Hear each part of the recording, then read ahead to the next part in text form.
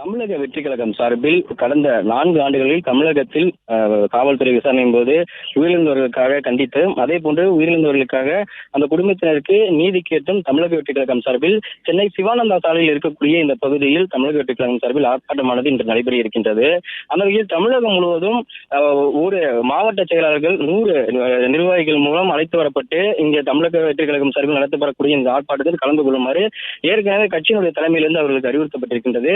அந்த வகையில் காஞ்சிபுரத்திலிருந்து புறப்பட்ட தமிழக வெற்றி கழக நிர்வாகிகள் 5 பேருந்துகள் மூலமாக 150க்கும் மேற்பட்ட நிர்வாகிகள் அங்கிருந்து அந்த ஆர்ப்பாட்டத்தில் கலந்து கொள்வதற்காக வருகை தந்திருந்தனர்.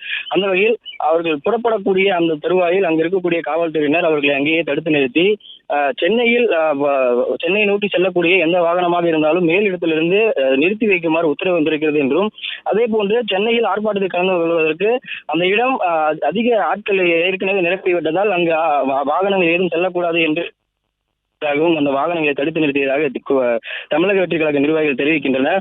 அந்த வகையில் அந்த நிறுத்தி வைக்கப்பட்டிருக்கக்கூடிய அந்த நிர்வாகிகள் அங்கு இருக்கக்கூடிய நேர் மண்டபத்தில் அடைத்து வைக்கப்பட்டிருந்ததாகவும், அடைத்து வைத்திருந்த போது அங்கு இருக்கக்கூடிய நிர்வாகிகள் அனைவரும் ஒன்றிணைந்து சாலை மறியலில் ஈடுபட்டதாக தெரியப்படுகிறது.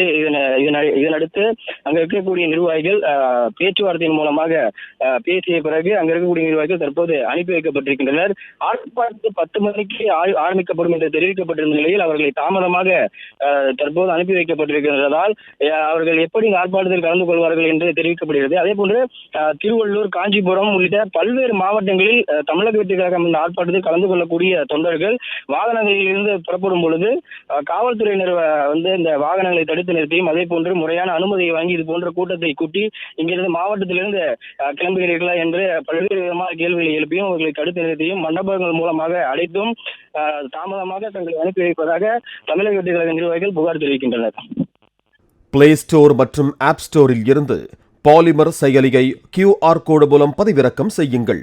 செய்திகளை உடனுக்குடன் பெறுங்கள்.